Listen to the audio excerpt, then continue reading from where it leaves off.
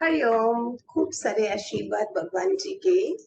भगवान करे आपके पूरे पूरे परिवार को उनके खूब सारे आशीर्वाद लगे, सब हेल्दी रहे, सब खुश रहे। अभी भगवान जी की वाणी है, प्रश्न उत्तर है, जो ब्यूटीफुली आंसर दिया है कि अगर बेटा हमारा नहीं सुन रहा है तो उसको क्या किया जाए। बेटा मेरे प्रतिकूल चलता है तो मेरी बात बिल्कुल नहीं मानता है। भगवान जी ने क्या बोला, ऐसे समझो जैसे पूर्व जन्म का तुम्हारा बाप है। हमने अगर ज्ञान में समझ लिया कि कौन बेटा कौन बन के आया, पति कौन बन के आया, तो फिर हमारा आसान हो जाता है समझना। तो पूर्व जन्म का अगर कोई फादर है, वो बदला लेने आया है, तो आप क्या करोगे। अब वह माने ना माने उसकी मर्जी, आप भगवान के ऊपर छोड़ दो। हमें समझ आती है ऐसे ज्ञान में, अगर नहीं हम आते तो क्या होता है कि जो एक बार किसी के घर में एक सर्वेंट था, तो भगवान जी ने बोला वो गए जन्म में इतना उल्टा चले कि वो आज पति बन के तुम्हारे पास आ गया है, इसलिए वो तंग कर रहा है। तो जब ये कार्मिक अकाउंट मैंने जब समझ लिया, मेरी जिंदगी बहुत आसान बन गई। हम कोई दूध से धुले हुए थोड़ी आते हैं कि हमने कुछ करा नहीं है। तो बेटा अगर प्रतिकूल चल रहा है तो हो सकता है प्रीवियस जन्म का कोई ऐसा कर्म है जो बेटा बन के आया है।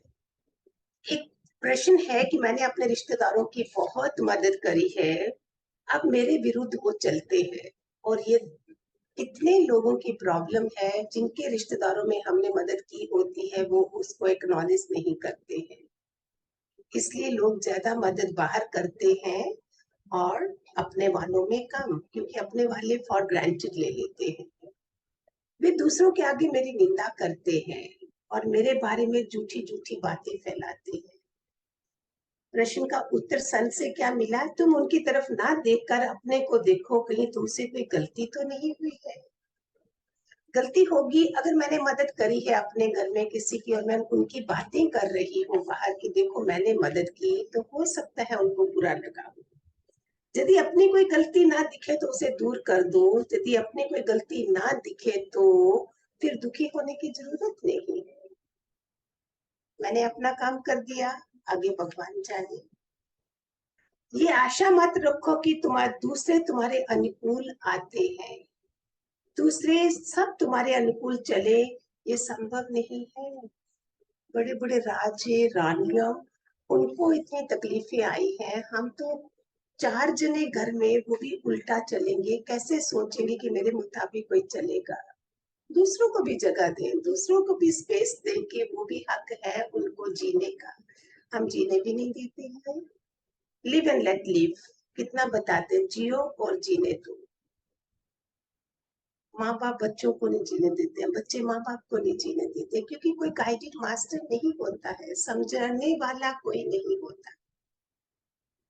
और समझाने वाला हो तो किस्मत इतनी नहीं होती कि वो बात समझ सको, तुम एक्सेप्ट कर लो, तुम नहीं करोगे। एक प्रश्न है, मैंने सदा दूसरों पर विश्वास किया पर मेरे साथ सदा ही धोखा हुआ।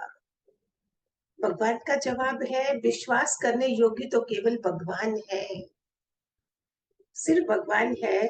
संसार विश्वास करने के योग्य नहीं है। इसलिए बोलते ना, किसी पे विश्वास नहीं करो। फिर करो किस पे, मंदिर में बैठ के रोएंगे अकेले, कोई मिलेगा नहीं। विश्वास करोगे तो धोखा मिलेगा। दोहा है, संसार साथी सब स्वार्थ के हैं, पक्के विरोधी परमार्थ के हैं, देगा ना कोई दुख में सहारा, सुन तू किसी की मत बात प्यारा। सच्चा मित्र और जन्म का साथी ईश्वर है, चल उसकी ओर तभी बेड़ा पार है। संसार सेवा के योग्य है, विश्वास के योग्य नहीं है। सेवा करो लेकिन विश्वास नहीं करो। एक प्रश्न है, मेरी कोई संतान नहीं है, मन में चिंता रहती है कि बुढ़ापे में हमारी सेवा कौन करेगा, क्या कोई बालक को गोद ले ले। भगवान जी का उत्तर मिलता है, संसार में देखो जिनकी संतान है वे सब सुखी हैं क्या। कई लोग तो अपनी संतान में इतने दुखी हैं कि वे सोचते हैं संतान ना होती तो अच्छा होता। क्या इस बात का तुम्हें पता है, संतान होने से तुम सुखी हो जाते। फिर कर्मों की कहानी आ गई। कई बेटे इतना सेवक बन के आते हैं, कोई मेरा सेवक बन के आएगा, कोई मेरा दुश्मन बन के आएगा, जिसके साथ मैंने दुश्मनी की। तो जब ये पता चल गया जो दुश्मन बन के आएगा उसको ज्यादा प्यार देना है, हम उल्टा करते हैं। जो हमारे साथ सीधा चलता है उसको प्यार देते हैं, जो उल्टा चलता है उसको प्यार नहीं देते। तो फिर वो कार्मिक जो चेन है वो टूटेगी नहीं। इसीलिए कितना जरूरी है कोई ब्रह्म ज्ञानी, कोई गुरु मिल जाए, कोई हमें समझाने वाला मिल जाए और हमारा जीवन सफल हो जाए। कितने बच्चे हैं जो बुढ़ापे में तुम्हारी सेवा करते हैं। यदि बुढ़ापे में उन सबकी संतान सेवा करते तो आज वृद्धाश्रम क्यों बनते हैं। जब अपने संतान भी सेवा नहीं करते तो फिर गोद लिया हुआ बालक क्या तुम्हारी सेवा करेगा। वो अलग से ब्लड होगा। यदि प्रारब्ध में होगा तो बुढ़ापे में उन लोगों की अपेक्षा भी अच्छी सेवा होगी, अगर प्रारब्ध बनाई है। इसलिए रोज बोलते अपने कर्मों पर ध्यान दो, अपने प्रारब्ध बनाओ। आज जो करोगे वो कल मिलेगा। भगवान किसी ऐसे व्यक्ति को भेज देंगे जो बेटे से भी बढ़कर तुम्हारी सेवा करेगा। आप लोगों ने देखा भी होगा, मैंने भी देखा है घरों में। बुढ़ापे में आके उस कर्म का फल मिल जाएगा। अगर मैं पूरी जिंदगी अच्छा निष्कामी कर्म करेंगे, सकाम कर्म में हमको ये रिजल्ट नहीं मिलते।